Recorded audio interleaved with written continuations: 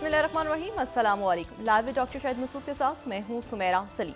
नाज़रीन, PTI intra party इंतखाबात, Peshawar high court ने इलेक्शन कमीशन का फैसला कलअदम करार दे दिया। तहरीक इंसाफ से बल्ले का निशान वापस लेने का फैसला भी मुअत्तल कर दिया, जबकि बानी चेयरमैन पीटीआई ने तोशाखाना केस का फैसला मुअत्तल करने के लिए सुप्रीम कोर्ट से दोबारा रुजू करते हुए मौके पेश किया कि इलेक्शन कमीशन ने गलत फहमी का फायदा उठाकर नाअहली का नोटिफिकेशन जारी किया। इसके अलावा भी आज हम दीगर मौज़ूआत पर गुफ्तगू करेंगे। स्टूडियो में हमारे साथ मौजूद है डॉक्टर शाहिद मसूद। अस्सलाम वालेकुम डॉक्टर साहब। डॉक्टर साहब, पेशावर हाई कोर्ट ने पाकिस्तान तहरीक इंसाफ जो है इंट्रा पार्टी इंतखाबात कलअदम और पार्टी निशान वापस लेने के इलेक्शन कमीशन के फैसले पर हुक्म इम्तना जारी कर दिया है, क्या कहेंगे? देखें जी, ये तो हालात बड़े बदतर हो रहे हैं, और ये मैं बदतर इसलिए कह रहा हूँ कि जो कुछ आसपास हो रहा है उसके बहुत बड़े असरात पाकिस्तान पे आने वाले हैं, और पाकिस्तान में आइंदा जो भी कुछ होगा वो खित्ते के हालात और वाक़यात तय करेंगे। पाकिस्तान की सियासत पे मैं बात करने से पहले एक तो इंतहाई मोहतरम हमारे साबिक सेक्रेटरी खारजा रियाज खोखर साहब आज इंतकाल फरमा गए। रियाज खोखर साहब जो हैं वो 1966 में वो फ़ॉरेन सर्विस से वाबस्ता हुए थे। 1966 में फ़ॉरेन सर्विस से वाबस्ता हुए थे, और अपने कैरियर में वो ढाका में, वैसे तो कई दारुल हुकूमत ऐसे हैं मुल्क के दुनिया भर के जहाँ पे वो उन्होंने खिदमात सरअंजाम दी, लेकिन ढाका में वो सफ़ीर रहे। वो भारत में हाई कमिश्नर रहे पाकिस्तान के, पहले डिप्टी हाई कमिश्नर, फिर हाई कमिश्नर, फिर उन्होंने चाइना में पाकिस्तान के सफ़ीर रहे, फिर वो अमेरिका में सफ़ीर रहे, और फिर वो सेक्रेटरी खारजा। अच्छा, अमेरिका में वो उन दिनों में सफ़ीर रहे जब कारगिल हो रहा था, और जब नवाज शरीफ साहब उसके बाद वहाँ गए, और ये सारे यानी वो जो पूरा दौर, यानी आप समझें कि बहुत ज़्यादा। और सेक्रेटरी खारजा वो उस वक्त रहे जो 9/11 के बाद सेक्रेटरी खारजा 2002 से 5 तक। और जब वो डिप्टी हाई कमिश्नर थे भारत में, तो ये वो वक्त था जब वहाँ की वज़ीर आज़म इंदिरा गांधी को जो है वो कत्ल कर दिया गया। तो मतलब उनसे आखिरी मुलाकात, हमारे बड़े अच्छे दोस्त हैं नसीम हक्की साहब, तो उनकी तवस्सुत से आखिरी मुलाकात उनसे चंद रोज़ पहले हुई। तो वो कैंसर की कीमोथेरेपी पे वो थे, लेकिन उस दिन वो आए और बड़े जो है ना उसमें थे, बड़े हौसले में थे। वैसे बड़े खूबसूरत इंसान, यानी करैक्टर वाइज भी और देखने में भी, यानी वो सब्ज़ आँखें और गोरा चिट्टा रंग, बड़ा खूबसूरत। और उनको फिर कीमोथेरेपी हुई। ये उनकी आखिरी तस्वीर है गालिबन मेरे ख्याल से जो किसी पब्लिक गैदरिंग में वो नज़र आए, और उसमें जो है, और ये जब इनसे बातचीत हुई तो ये आखिरी उनकी है। उसके बाद वो कहने लगे कि जी मुझे ये कीमोथेरेपी हो रही है, और मैंने कहा जी कैंसर का क्या है, आप उसको फॉलोअप करवा रहे हैं? तो कहते हैं दुआ करो उसकी रिकरेंस ना हो। और ये कुछ अर्से लेकिन कमज़ोर थे, बहुत कमज़ोर थे, और इतना बड़ा नाम पाकिस्तान का, और इतना तजर्बा, और कम बात करने वाले, बिल्कुल जो बहुत धीमे जो है ना मिजाज, लेकिन ज़बरदस्त पाकिस्तानी और डिप्लोमेट, ऐसे डिप्लोमेट जिनके दूसरे मुल्कों के जो सफ़ीर हैं वो भी तारीफ़ करें, और दूसरे मुल्कों के जो उनके फ़ॉरेन ऑफिस हैं वो भी कहें कि यार ये पाकिस्तान का बंदा तो बड़ा ज़बरदस्त है। तो आज एक बड़ा नाम हमारे मुल्क का गया, बड़ी खिदमत, चलती फिरती तारीख़ पूरी 66 से आप सोचें ना। और दारुल हुकूमत कौन कौन से? बांग्लादेश, अमेरिका, इंडिया, चाइना, और फिर फॉरेन सेक्रेटरी 9/11 के बाद। तो अल्लाह ताला उनके दर्जात बुलंद फरमाए। यहाँ पे बड़ा दुख है मलिया लोधी साहिबा, और अभी जो मैं देख रहा था शहरी रहमान साहिबा और तमीना जिंजो, सब पूरा सारा फ़ॉरेन ऑफिस इस पे, और सारे जो भी साबिक हमारे वज़राए ख़ारिजा हैं जितने भी, वो सब, और सेक्रेटरी ख़ारिजा, सब आज बहुत दुख में हैं, और सारा पाकिस्तान दुआ गो है कि अल्लाह ताला उनके दर्जात बुलंद फरमाए। दूसरी जो बात है, बल्ला वापस मिल गया तहरीक इंसाफ को। ये तो अभी मतलब मुस्लिम लीग नून के लोग पहले ही कुछ, मैं 1-2 दिन से, वो 2-4 दिन से परेशान थे, लेकिन आज तो ये तहरीक इंसाफ वालों को क्या है, ये अच्छे खासे रंग में भंग क्यों डाल रहे हैं? ये मतलब मियाँ साहब अच्छे खासे वज़ीर आज़म बनने जा रहे हैं, उनको रोज़ टेंशन, एक नई टेंशन, फिर बल्ला ले लिया वापस। और सबसे ज़्यादा पूरे पाकिस्तान में सारे पाकिस्तान में सबसे ज़्यादा सूबाई और कौमी असम्बलियों के उम्मीदवार भी तहरीक इंसाफ ने खड़े कर दिए हैं। अब ये तो कोई बात ना हुई ना। मतलब एक कुछ लोग जा रहे हैं वज़ीर आज़म ने भरंग में भंग जरूर डालना है और उनको बल्ला भी मिल गया अब। और साथ ही जो है वो कह रहे हैं कि जी ये तो बल्ला भी मिल गया है और यानी अब वो देखें ना, कौमी असम्बली और सूबाई असम्बलियों के सबसे ज़्यादा सीटों पे वो हैं, हर जगह पे, हर सूबे में, हर जगह, हर गली मोहल्ला इधर उधर। और फिर कहीं जाके मुस्लिम लीग नून है, उनके लोगों को कहीं हर जगह उनके उम्मीदवार भी नहीं है। फिर पीपल्स पार्टी भी है लेकिन हर जगह नहीं है उनके उम्मीदवार, केपी और कई जगहों पे। तो ये जो है ये तो मेरा ख्याल है ठीक नहीं कर रहे तहरीक इंसाफ वाले। मतलब अच्छे खासे वो वज़ीर आज़म हलफ उठा रहे हैं, भाई सुकून से आप बैठे हैं, बीच में रंग में भंग डाल दिया, फिर जनाब बल्ला लेके निकल के भाग गए। तो अब मुस्लिम लीग नून के साथ तो ज्यादती हो रही है ना ये। मतलब वो कहाँ तक देखिए ना, मतलब ये कोई बात है भला? मतलब मिठाई विठाई सारी खा के हमने वो बारी दे दी, हमने भी कह दिया जी आ गए और उसके बाद तहरीकें सब फिर आ जाती है, फिर आगे ले गए, निशान ले गए, ये हो गया, पूरे मुल्क में उम्मीदवार खड़े हैं जगह जगह।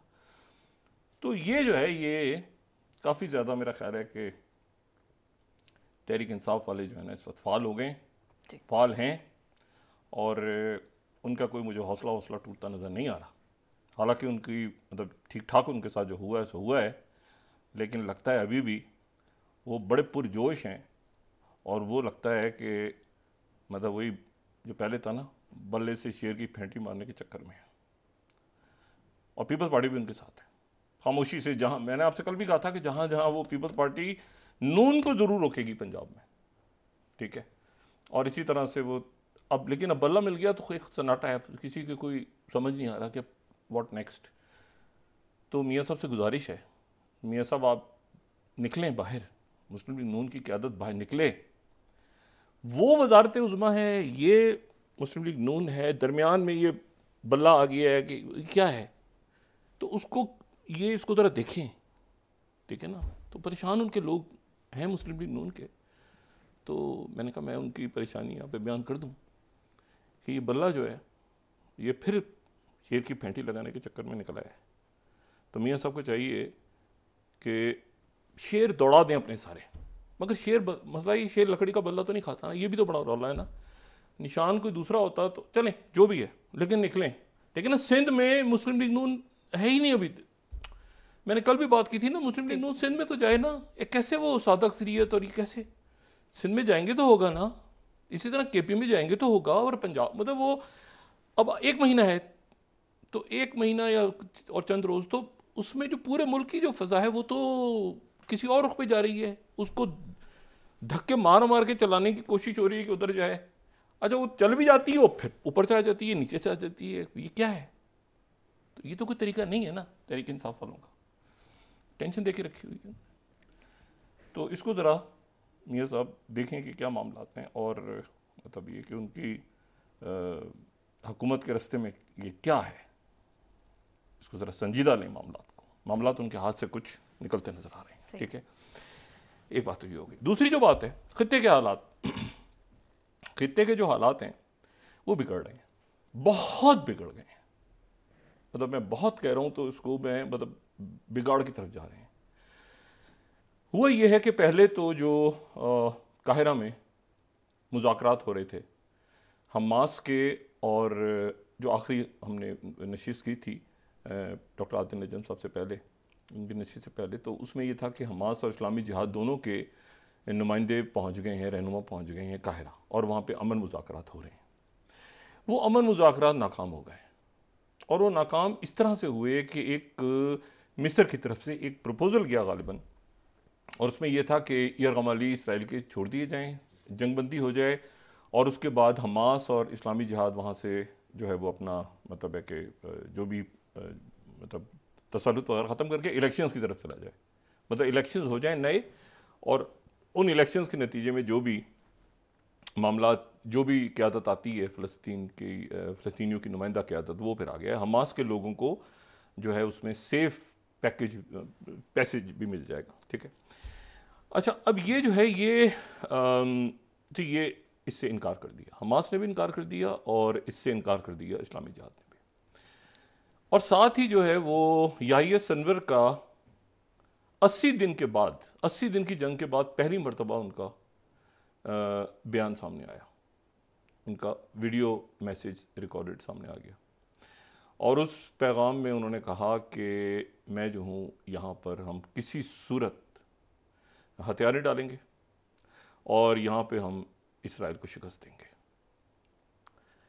उसके बाद ये मुज़ाकरात ख़त्म हो गए। इस्लामी जिहाद वालों ने कहा कि अच्छा, साथ ही जो याहिया सिनवर ने कहा कि 5000 इसराइल के फ़ौजी जो हैं वो मारे गए या ज़ख्मी हैं, 1660 मारे गए हैं अभी तक। ये जो 150-200 बता रहे हैं नहीं, 1660 मारे गए हैं। और उसके साथ ही जो इस्लामी जिहाद है, इस्लामी जिहाद तो खैर बात ही नहीं करता इसराइल से, वो तो मानते नहीं। तो उन्होंने कहा कि इस वक्त जो है वो पहले 5000 के करीब लोग थे, 5200 या 250 जो फ़लस्तीनी इसराइल की जेलों में थे। अब उनकी तादाद 10,000 है। तो तमाम 10,000 कैदियों को फौरी तौर पर रिहा किया जाए, फिर इस पर बात होगी आगे। तो ये डेडलॉक पैदा हुआ, वो वहाँ से मुज़ाकरात नाकाम हो। उसके साथ ही जो इरबिल का इलाका है इराक में, शुमाली इराक में जो कुर्द इलाका है इरबिल, वहाँ पर जो अमेरिकन बेस है, ठीक है ना, एक तो ऐन उल असद है, उसके बाद एक एयरपोर्ट होती है इरबिल ऊपर शुमाल की तरफ। तो वहाँ पर इराक में जो है वो वहाँ पे रॉकेट और ड्रोन अटैक्स हुए। और ड्रोन अटैक्स के बाद ये हुआ कि वहाँ पर एक तो अमेरिका ने वहाँ पे जवाबी स्ट्राइक्स की, और ये यूएस डिपार्टमेंट ऑफ डिफेंस की तरफ से उनका एक एलामिया है। पहली जो स्लाइड है, सेक्रेटरी डिफेंस जो हैं लॉयड ऑस्टिन, उन्होंने कहा कि यूएस स्ट्राइक्स इन इराक, और साथ ही उन्होंने ये भी कहा कि ये प्रेसिडेंट बाइडन के हुक्म से हुआ है, ठीक है, ऑन प्रेसिडेंट बाइडन्स इंस्ट्रक्शन। ये खतैब हिजबुल्लाह के अगेंस्ट और दूसरे जो ग्रुप हैं, और साथ ही उसमें उन्होंने ईरान का भी जिक्र, ईरान एफिलिएटेड खतैब हिजबुल्लाह इरबिल के पर करीब। दूसरा जो है, ये तो हुए अमेरिका के अटैक्स, लेकिन जो दूसरा स्ट्राइक, जो दूसरा अटैक हुआ, वो हुआ दमिश्क के करीब। यानी ये मैं बात कर रहा हूँ इराक, ठीक है, ये इराक में अटैक, अमेरिका के अटैक्स इराक में हुए हैं सही। और जो अमेरिकन बेस पे अटैक हुआ है वो भी इराक में हुआ है, इरबिल। लेकिन शाम में, सीरिया में इसराइल ने का अटैक हुआ, और इसराइल का जो अटैक हुआ तो उसमें शाम के अंदर जो पासदारान इनकलाब के जनरल सैयद रजी मूसवी वो शहीद हो गए।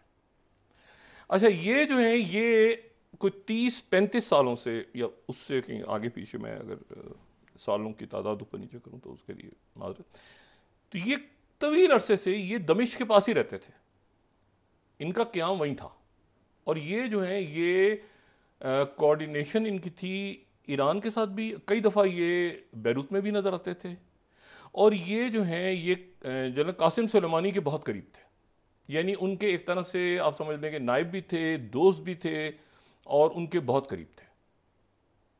और जनरल कासिम सुलेमानी जिनको 2020 में बगदाद एयरपोर्ट पे स्ट्राइक हुई थी अमेरिका की, और उसमें वो उनको शहीद कर दिया।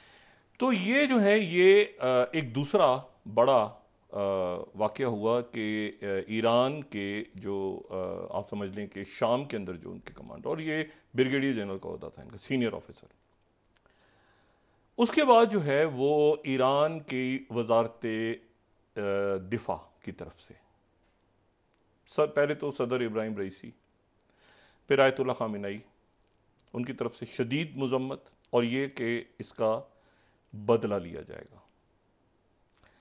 और फिर उसके बाद जो है वो वजारत दिफा की तरफ से बाकायदा वजारत खारजा की तरफ से, और फिर वहाँ पे मुजाहरे भी, और वो ज़ाहिर है कि अफसोस और दुख और ये सारा, और ये सूरत हाल जो है वो शाम में भी है, और यही सूरत हाल जो है इराक में भी। और सैयद हसन नसरुल्लाह ने का बयान आया वहाँ से हिजबुल्लाह का कि जवाब हम लेंगे, अब इसका बदला हम जवाब देना होगा इसका। और इस वक्त जो है यानी अब मुकम्मल तौर पे जंग जो है वो फैली हुई है इस वक्त शाम में, इस वक्त फैली हुई है इराक़ में बड़ी हद तक। इसमें जो है ये अभी कुछ देर पहले ये इत्तला आ रही थी कि नई दिल्ली में जो इसराइल की एम्बेसी है वहाँ के करीब वहाँ पे कहीं ब्लास्ट हुआ है, और उससे पहले आज सुबह जो है वो वहाँ पर जो रिज़र्व बैंक ऑफ इंडिया है RBI, उसके सरबराह और जो उनकी वज़ीर ख़ज़ाना है उनको एक ईमेल मौसूल हुई जिसमें कहा गया कि कल बुध के रोज़ 1:30 बजे दोपहर 11 बम धमाके होंगे दिल्ली में, और 11 बम धमाके होंगे दिल्ली में क्योंकि ये दोनों जो हैं ये बड़े करप्शन में मुलविस हैं और ये फौरी तौर पर इस्तीफ़ा दें वरना कल 1:30 बजे दोपहर को धमाके होंगे। 3 जगहों पे 11 बम रखे हुए हैं। अब उनकी तलाशी वगैरह ली जा रही है वहाँ पे, और अल्लाह ताला खैर करे कोई वाक़या ऐसा ना हो। ये जो ईमेल है ये इस ईमेल को खिलाफत इंडिया के नाम से ईमेल भेजने वाली शख्सियत जो है उसने खिलाफत इंडिया कहा है उसको, और ये जो है ये ईमेल जो है उस बयान के आसपास आई है कहीं चंद घंटे आगे पीछे, जहाँ पे भारत के वज़ीर दिफा जो हैं राजनाथ सिंह, उन्होंने कहा है कि हमारे जो टैंकर्स पे अटैक हुआ था ठीक है, बेंगलोर के करीब हुआ था ना अटैक अभी चंद रोज पहले, हम उनके जिम्मेदारों को, ये मैं 30th स्लाइड ताकि कोई लफ्ज़ ऊपर नीचे ना हो, 30th और 28th। अच्छा, राजनाथ सिंह जो हैं वो कह रहे हैं कि टाइम्स ऑफ इंडिया को अगर हम दिखाएं तो वो कह रहे हैं कि will find those responsible for attacks on merchant navy ship from depths of the sea. वो जिन्होंने अटैक किया था उनको समुंदर की गहराइयों से ढूंढ के निकालेंगे, उनके खिलाफ एक्शन लेंगे। ये 30th स्लाइड। और फिर उसके बाद ये हिंदुस्तान टाइम्स ने भी यही बात की है कि राजनाथ सिंह कह रहे हैं कि दोनों अटैक के जिम्मेदारों को डेप्थ ऑफ ओशन से हम निकालेंगे। अच्छा, अब उसमें जो है ये 25th स्लाइड को कोट कर देते हैं। 11 bombs in Mumbai, threat mail to Reserve Bank of India. ठीक है, ये निर्मला सीतारमण उनके इस्तीफे का मुतालबा है और कल की तारीख लिखी हुई है, और ये ईमेल का जो है वो उसके मंदर जाते हैं जो इंडिया टुडे हम कोट कर रहे हैं। अच्छा, ये जो है यानी मामला जो है, अब यहाँ पर ये बात जहन में रहे कि जो इंडिया के बाकी जितने भी हो रहे थे ना अटैक्स, हुतीज़ जो कर रहे थे, हुतीज़ ने किए बहुत सारे, कई दिनों से हम बात कर रहे हैं ना, बहुत सारा वो, उसके बाद पूरी शिपिंग बंद हो गई बहर हमर में और नहर सुइज़ और बाब मंदलब सारा, लेकिन वो ये हुतीज़ करते रहे, या फिर ये कि सोमालिया के कज़ाक ले गए। लेकिन जो इंडिया के ऊपर स्ट्राइक हुई तो उस पर पहली दफ़ा अमेरिका ने कहा कि ईरान ने की है। पहली दफ़ा अमेरिका ने कहा कि ईरान से, अच्छा ईरान ने उसकी सख्ती से तरदीद की कि हमने ये नहीं किया। लेकिन आज जो है वो जब राजनाथ सिंह जी का ये बयान आया है कि हम उनको समंदर की गहराइयों से निकालेंगे, तो अमेरिका ने तो कहा है कि ईरान ने किया है, ईरान ने कह रहा है हमने नहीं किया। तो ये इंडिया कहाँ किस तरफ जा रहा है? क्या वो हुतीज़ की तरफ जाएगा या वो ईरान की तरफ जाएगा या कहाँ जाएगा? देखिए, उनके वॉरशिप्स वगैरह, नेवल वॉरशिप्स उनके मोबिलाइज हो गए 3 इंडियन ओशन में इस वक्त। ठीक है, और वो जो हैं अपने टैंकर्स के और जहाज़ों की वो करेंगे। लेकिन ये है कि वो यहाँ पर ख़तरा है कि एक नया कोई महाज ना खुल जाए, और वहाँ नई दिल्ली में भी ये जो धमकियाँ और ये सारे मामला तो हो रहे हैं जो बड़े तशवीशनाक हैं। अच्छा, ये अब इसमें दूसरे जो साथ ही बात हुई है वो ये हुई है यमन के अंदर। ठीक है, यानी अब मैं कह रहा हूँ ना कि जंग फैल रही है, तो ये तो गज़ा में 21,000 शहादतें हो गई हैं, और कल रात जब से ही जंग शुरू हुई है, कल रात सबसे ज़्यादा कत्ल गारत कल हुई है जो गुजरी रात है।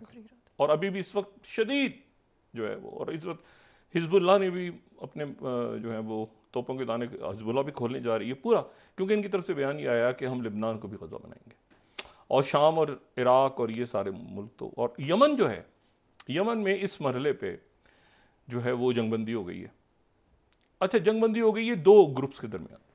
ये यमन जो है ना, यमन जब यहाँ से सल्तनत उस्मानिया गई, या पहली जंग अजीम के बाद सल्तनत उस्मानिया टूटी, तो उसके बाद ये हुआ कि यमन दो हिस्सों में तकसीम हो गया, और यमन एक शुमाली यमन और एक जनूबी यमन, ठीक है। अगर हम यहाँ पे और वो शुमाली यमन जो है, एक शुमाली यमन बन गया, एक जनूबी यमन बन गया। उनके झंडे भी अलग अलग और उनके जो हैं वो उनकी सियासत भी अलग अलग। लेकिन ये हुआ कि जो 1918 से लेके 1967 तक एक ही यमन था, ठीक है। और दूसरा जो यमन था वो यमन असल में बरतानिया की कॉलोनी था। और बरतानिया की भी कौन सी कॉलोनी था, यानी आप ये समझें कि वो कॉलोनी था बरतानिया की जो कि ईस्ट इंडिया कंपनी इसको देखता था। ईस्ट इंडिया कंपनी यानी वही जो कि हमें देखते थे इधर बरे सगीर में, जो बरतानिया का ऑफिस देखता था, वही यमन का भी जनूबी हिस्सा देखता। अच्छा, उसकी मतलब वही, ठीक है। तो वहाँ पर यहाँ के सिक्के वहाँ चलते थे, वहाँ के सिक्के, कई बंदरगाहें ऐसी हैं खलीजी ममालिक की जहाँ पर ये यहीं के सिक्के चलते थे उस ज़माने में। सही। तो बहरहाल ये हुआ कि 67 तक एक ही यमन था। वो 1918 से लेके 1918 से 67 तक सिर्फ एक ही यमन था जो कि शुमाली यमन था। फिर 67 में जो बरतानिया निकला तो ये जनूबी यमन बन गया, तो दो यमन हो गए। और ये दो यमन जो हैं फिर ये 1990 में जाके इकट्ठे हो गए, एक यमन बना। उससे पहले दो यमन थे, दो उनके नाम थे, दो उनके झंडे थे। और ये दोनों यमन जो हैं ये सर जंग में बड़े इंपॉर्टेंट थे, क्योंकि शुमाली यमन जो, अच्छा ये शुमाली और जनूबी नक्शे पे वैसे भी आप करें ना तो ये यमन में इसको जो है ना, यानी ये असल में आपको ऐसा लगता है कि ये मगरबी और मशरिकी है, मतलब ये ऐसे नहीं है बल्कि ये ऐसे, इसको इस तरह करके भी बताया जा सकता है, इसको इस तरह भी बताया जा सकता है कि ये मशरिक और मगरब है। ये शुमाल और जनूब से ज़्यादा मशरिक और मगरब, ईस्ट और वेस्ट है। तो जो ईस्ट है या जो शुमाली यमन जिसको कह लें आप, तो शुमाली यमन जो है वो सर जंग के दौरान सोवियत यूनियन की तरफ था। और शुमाली यमन वो था जो कि जहाँ पर जो है जो जमाल अब्दुल नासिर, और जो एक ज़माने में हिस्सा भी बन गया था, वो जब सारे दो तीन मुल्क इकट्ठे हुए थे, मिस्र और सीरिया और ये सारे, तो यमन भी उसके अंदर एक बड़ी अरब रियासत बनने के उसमें था। तो सोवियत यूनियन के साथ वो था। और जो जनूबी यमन था वो सर जंग के दौरान उसका टिल्ट जो था वो अमेरिका की तरफ था। लेकिन 1990 में ये हुआ कि जब ये ख़त्म हुआ, बर्लिन वॉल गिरी, तो ये दोनों यमन इकट्ठे हो गए। और जो शुमाली यमन के सदर थे अब्दुल्ला साले, वो पूरे यमन के सदर बन गए इकट्ठा होने के बाद। सही। और वो यमन के सदर रहे अब्दुल्ला साले 2011 तक, जब तक कि अरब स्प्रिंग नहीं शुरू हुई। मिस्र और ट्यूनिस और लीबिया और ये सारे हंगामे शुरू हुए तो यमन में भी शुरू हो गए। यमन में शुरू हुए तो वहाँ पर अब्दुल्ला साले जो हैं, अब्दुल्ला साले ये ध्यान में रहे कि 1990 से तो यमन के सदर थे, उससे पहले 1978 से मेरा ख्याल है वो शुमाली यमन के, वो 33 साल इक़्तिदार पे रहे। उसके बाद ये हुआ कि जब हंगामे शुरू हुए, बहुत ज़्यादा यहाँ पर एक अफरा तफरी फैल गई, हुतीज़ आ गए, इधर इसको कोई सपोर्ट कर रहा है, इसको कोई सपोर्ट कर रहा है, कोई मुल्क आ गए, बहुत सारे बीच में कूद गए। तो ये हुआ कि अब्दुल्ला साले जो हैं वो पहले अमेरिका गए, अमेरिका जाके उन्होंने इस्तीफ़ा दे दिया। और इस्तीफ़ा दे के जो नायब सदर थे उनके 1994 से, मंसूर हादी, उनको कहा कि ये सदर होंगे। लेकिन उसके बाद ये हुआ कि अब्दुल्ला साले जो हैं वो हुतीज़ के साथ मिल गए।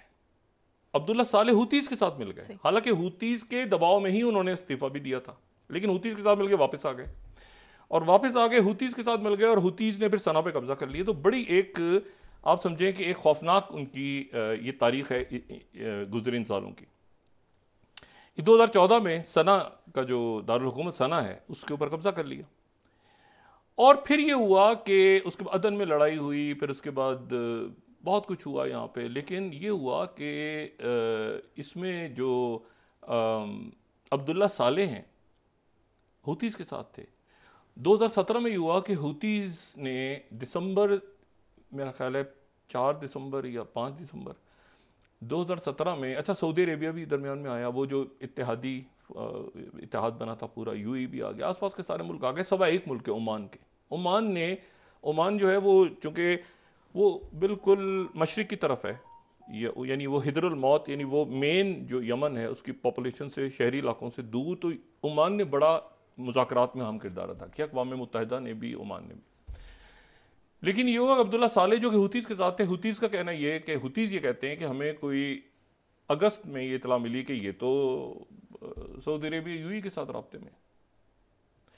तो उसके बाद ये हुआ कि हुतीज़ और अब्दुल्ला साले के जो हामी कबाइल थे उनके आपस में लड़ाई हुई, और अब्दुल्ला साले जब फरार हो रहे थे वहाँ से निकल के जा रहे थे तो अब्दुल्ला साले को वहाँ मार दिया गया यमन में।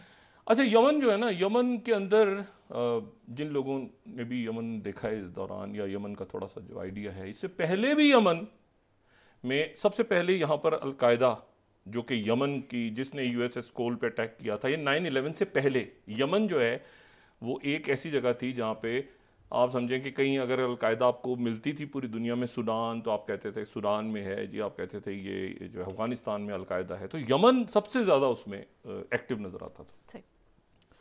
और मुख्तलिफ शख्सियात के नामों के साथ भी फिर, जैसे जो अलकायदा के रहनुमा पकड़े जाते थे तो किसी के नाम के साथ यमनी या मिस्री या लिबी, तो लिबी होगा तो लिबिया से है, मतलब इस तरह करके उनके नामों के आगे वो पहचान होती थी कि ये यहाँ से है।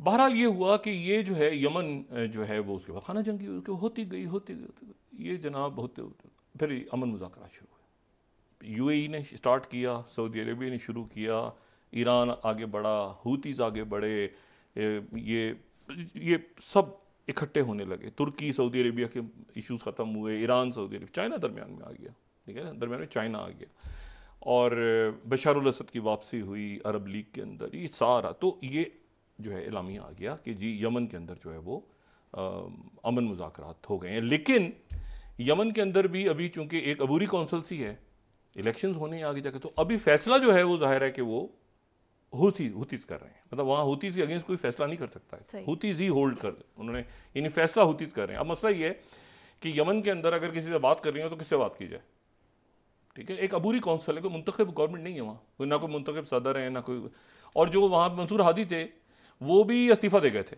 यानी ये अमन मुज़ाकरात की एक बुनियादी शर्त थी कि मंसूर हादी जो हैं वो भी इस्तीफ़ा दे दें, तो वो किसी अरब रियासत में शायद वो नज़रबंद वगैरह उनको किया हुआ है, लेकिन वो बहरहाल इस वक्त जो ऑन ग्राउंड है वो हुतीज़ हैं, तो हुतीज़ से बात कौन करेगा, ये एक सवाल है।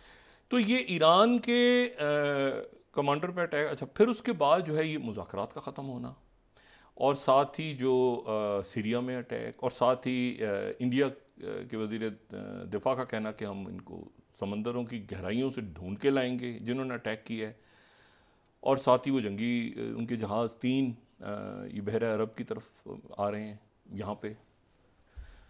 ये वैसे होते हैं, ये वो जो है ना कज़ाकों के अगेंस्ट जो एक अलायंस बना हुआ 39 नेशंस का, जो पाकिस्तान भी है, सऊदी अरेबिया भी, ये सारे के यहाँ शिपिंग लेन्स खुली रहे हैं, उसमें यूएई भी है, उसमें ईरान भी, सारे, ईरान इसमें नहीं है, कोई अमेरिकन कमांड है उसमें, बाकी सारे मुल्क हैं, बहुत सारे मुल्क हैं, तो वो ये सारी की शिपिंग लेन्स खुली रहे हैं। तो ये अब मामला हो गया यहाँ पर ख़राब। यानी अब आप देखें कि इसमें मुल्क जो हैं वो किस तरह से दरमियान में आ रहे हैं। सदर इब्राहिम रईसी जो हैं वो अगले चंद दिनों में जा रहे हैं तुर्की, और तुर्की ये जहन में रखें कि कतर, तुर्की, और ये एक पेशकश ये भी थी कि हमास, जो मैं दोबारा इस पर जोर दे रहा हूँ कि इस्लामी जिहाद और हमास के जो लोग हैं वो उनको सेफ पैसेज देने की बात भी हुई थी। जो मिस्र में जो टॉक्स हो रही थी उसमें ये हो रही थी कि याहिया सिनवर, उनके सारे अहले खाना, उनके दोस्त है, जितने भी लोग हैं उनको वो वहाँ से गज़ा छोड़ दें, और जहाँ पर भी वो चाहेंगे, जिस ज़ाहिर है कि यूरोप या अमेरिका में तो नहीं, लेकिन बाकी किसी मुल्क में उनके अहले खाना को आराम से रखा जाएगा, लेकिन वो गज़ा से, उन्होंने इनकार कर दिया गज़ा छोड़ने, उन्होंने कहा हम इधर ही जान देंगे और इसराइलियों को नहीं छोड़ेंगे। तो ये मामलात यहाँ के डेडलॉक का शिकार हो गए। अब आज नेतन्याहू जो है वो, उन्होंने गज़ा का भी कुछ इलाकों का दौरा किया, लेकिन वहाँ इतनी शदीद जंग है। अच्छा, वहाँ से गज़ा से भी रॉकेट फायर हो रहे हैं, और ये फायर हो रहे हैं रॉकेट लेबनान से भी। तो लेबनान, यमन, इजिप्ट का जो इलाका है, बिल्कुल ये मैं आपको भी बताता हूँ कि इजिप्ट में क्या हो रहा है, और साथ ही उसके जो है वो ईरान, ठीक है, और इंडिया कह रहा है कि वहाँ पर एक थ्रेट्स आ रही हैं, वहाँ पे क्या इशू हो रहा है।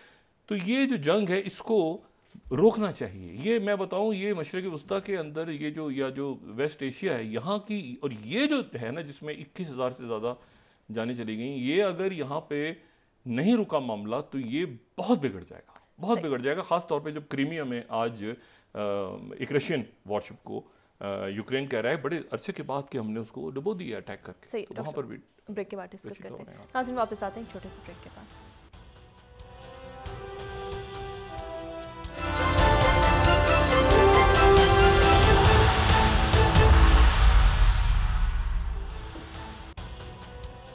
वेलकम बैक नाज़रीन। डॉक्टर साहब, आप ये कह रहे हैं कि पूरे खित्ते के हालात ख़राब हो रहे हैं, जो भी सूरत हाल होगी तो उसके असरात पाकिस्तान पे भी मुरतब होंगे।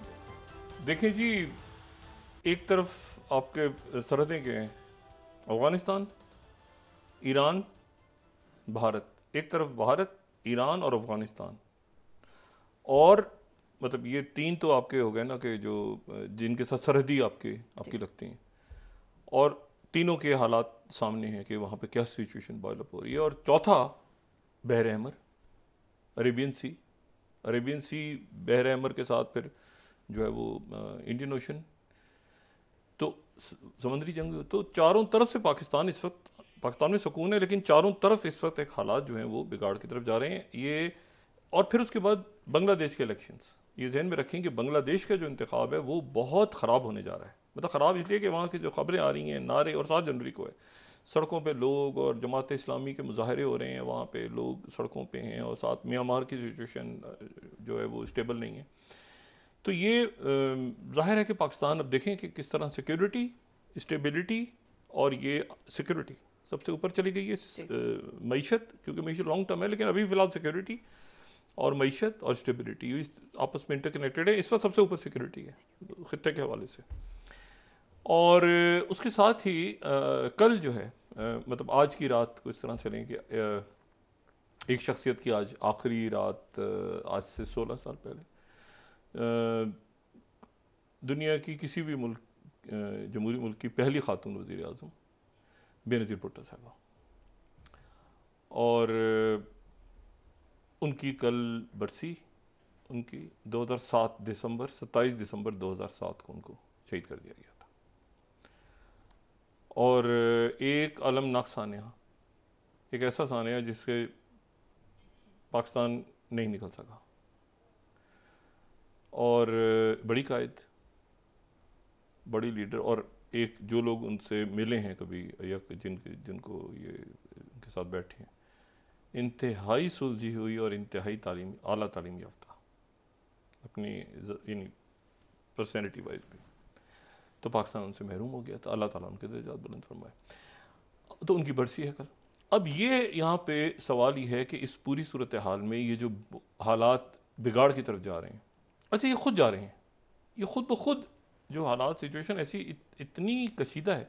यमन का मैं आपको एक बताऊँ, यमन में जो मैंने बात की थी ना कि जिन लोगों को जाने का इत्तेफाक हुआ है, यमन में इस तरह की सूरत हाल, यमन में और ये जो आसपास के बहुत सारे इलाके ऐसे हैं, इसमें आप अफ्रीका को भी ले लें, कुछ और इलाकों को भी लें आप, ये कुछ कई इलाके ऐसे हैं कि वहाँ पर ये कत्ल करना हो ना, और दो ऑप्शन हों कि जी एक बंदूक है और एक खंजर है, तो वो जो है वो खंजर उठाएंगे, वो कहेंगे नहीं बंदूक से नहीं मारना, खंजर ठीक है, और खंजर को इस्तेमाल करेंगे। तो इसीलिए वहाँ पर वो फिर डैगर्स और खंजर और ये सारा सिलसिला, और ये जो सर कलम करना, और ये तो ये जो है ना, ये एक बड़ी डेडली किस्म की वॉर है जो फैल रही है, और इसको रोकना है। अब इशू ये है कि पीछे पहले तो कतर कोशिश कर रहा था, विलियम बर्न्स कोशिश कर रहे थे, सऊदी अरेबिया कितनी कोशिश की है, पूरी दुनिया का चक्कर लगाया, अक़वाम मुत्तहिदा की करारदादें वो नाकाम हो गई। अक़वाम मुत्तहिदा आखिर में ये फिर दोबारा करारदाद ख़त्म होने के बाद भी मिस्र ने कोशिश की, मिस्र पे भी उनके जो, अगर हम देखें तो जो बहर अहमर है, बहर अहमर का जो ये एक साइड पे हमने कहा था ना कि इधर तो यमन है और सऊदी अरेबिया है, तो इधर जो है वो जबूती, एरिटेरिया, सोमालिया, और उससे ऊपर जो है वो ज़ाहिर है कि मिस्र है। तभी तो ये हम कहते हैं ना इसकी बात नहर सुएज़ की सारी। तो वहाँ पर भी, वहाँ के जो साहिली शहर हैं, वहाँ पर भी अभी उनकी फ़ौज ने कई जो रॉकेट्स और मिसाइल्स आ रहे थे, तो ये दहाब का इलाका है, ताबा का इलाका है, यहाँ पे 2 इलाकों में तो कम से कम वो रॉकेट्स को इन्होंने नाकाम बनाया है। इनकी फ़ौजें अलर्ट हैं इस वक्त मिस्र के अंदर। लेकिन ये मामला ये है कि ये जो सिचुएशन है ये कहाँ जा रही है, किस तरफ जा रही है, ये फैल गई है जंग। ये अगर इसका कोई देखें, कोई दरमियान में बात कर रहा होता है ना, करवा रहा होता है, अक़वाम मुत्तहिदा में चंद लोग बैठे हुए हैं, कतर में डायलॉग हो रहा है, इजिप्ट में डायलॉग हो रहा है, कि उम्मीद सी रहती है। मगर जब ये वाक़या हो गया ईरान के जो ब्रिगेडियर जनरल, या उसके बाद जो है वो ये ऑफ़र आखिरी गई कि जी आप छोड़ के चले जाएं। अच्छा, उन्होंने आज वॉल स्ट्रीट जर्नल में एक मजमून लिखा है और मैं उसको ज़रूर कोट करूँगा, नेतन्याहू ने। और नेतन्याहू ने जो मजमून लिखा है, जो 5वीं स्लाइड है, नेतन्याहू ने मजमून लिखा है, वो कह रहे हैं कि 3 जो हैं वो शराइत हैं हमारी बात करने की फ़लस्तीनियों के साथ। और पहली उसमें से ये है कि मुकम्मल तौर पे हम फ़लस्तीनियों से बात करने से पहले हमास का ख़ात्मा करेंगे। गज़ा को मुकम्मल तौर पे वहाँ पर कोई फ़ौज नहीं होगी, हम होंगे, यानी हमारे लोग आ जाएंगे, चाहे तो मिस्र के बॉर्डर के ऊपर एक वहाँ पे बैठ जाएं, जो देखते रहें लोग यूनाइटेड नेशन, और दूर गज़ा से बाहर। और साथ ही तमाम स्कूल जो हैं, स्कूलों में वहाँ पर जो बच्चों को पढ़ाया जा रहा है और नौजवानों को जो सिखाया जा रहा है, हम डी रेडिकलाइज करेंगे तमाम फ़लस्तीनी माशरे को। यानी हम इस बात को यकीनी बनाएंगे कि फ़लस्तीनी माशरे में आइंदा इसराइल के ख़िलाफ़ कोई बात ना हो। इसमें इस मजमून में उन्होंने यरगमालियों का जिक्र भी नहीं है, 2 स्टेट सोल्यूशन का जिक्र भी नहीं है, और इसमें ये जो बात है कि हमास को मुकम्मल तौर पर ख़त्म करेंगे, उसको बिल्कुल क्रश करेंगे, उन्होंने आगे से कहा है कि अच्छा वो इंतज़ार, मैंने आपसे कहा ना कि अब भी IS सिन्वर जो हैं उन्होंने ये पेशकश ख़त्म कर दी है। और ये जो चूँकि उसके साथ ही देखें IS ये गज़ा के वाक़े से तो इसका नहीं था ना ये ताल्लुक़, वो ये बस था कि शायद यहाँ से इमदाद जा रही हो यहाँ से, तो उन्होंने वो हिज़्बुल्लाह के जो यानी वहाँ पर अटैक हुआ, इराक़ के अंदर और शाम में अटैक हुआ और ईरान के, तो अब हिज़्बुल्लाह जो है वो वहाँ तो लेबनान ने किस तरह लेबनान इन्वॉल्व होता है, और उसके बाद फिर ये जो बाकी रियासतें बड़ा दुनिया कोशिश कर रही थी इसमें कि किसी तरह से मुज़ाकरात कामयाब हो जाएं, बैकडोर डिप्लोमेसी, बाइडन आए कई दफ़ा, कई दफ़ा मैक्रोन आए, कई दफ़ा जो है यहाँ पे आप देखें कि रशियंस आए, चाइना, बहुत इसमें ये 80 दिन बहुत टाइम होता है, तो 80 दिन से वो लड़ाई जारी है। और अब इस वक्त भी आप देखें कि वो शदीदतर हो गई है, और दुनिया के इससे पहले इस तरह के ज़्यादा मुल्क सकिन हो, मैं नहीं जानता कि इसमें कोई, क्योंकि हतमी कोशिश जो है ना वो यही थी कि एक करारदाद भी नई जंगबंदी की हो सके, लेकिन उसके बावजूद ये इजिप्ट के अंदर, लेकिन उसके बाद जो है वो तो वो क्यों जाएंगे छोड़ के, उन्होंने कहा क्यों जाएंगे यहाँ से छोड़ के, ये 21,000 बंदा जो शहीद हुआ है हम इनको छोड़ के बाहर चले जाएँ जहाज़ों में बैठ के, सवाल ही पैदा, हम तो लड़ेंगे। और साथ ही दूसरा अटैक हो गया ये सीरिया में, और साथ ही ये जो इंडिया के अंदर मामला चल रहे हैं, और साथ ही बांग्लादेश के हालात ख़राब हो रहे हैं, तो ये पूरा जो खिता है मतलब है कि एक इंतहाई गैर यकीनी है इस वक्त।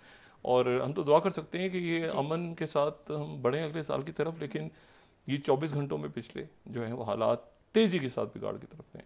जी बहुत शुक्रिया डॉक्टर साहब। नाज़रीन, के साथ ही आज का प्रोग्राम अपने इख्तिताम को पहुंचा। मुझे सुमेरा सलीम को दीजिए इजाज़त। अल्लाह नेगेबान। जी डॉक्टर साहब, अपना दोस्तों रिश्तेदारों बिरदोनवा के लोगों का सब ख्याल रखिएगा।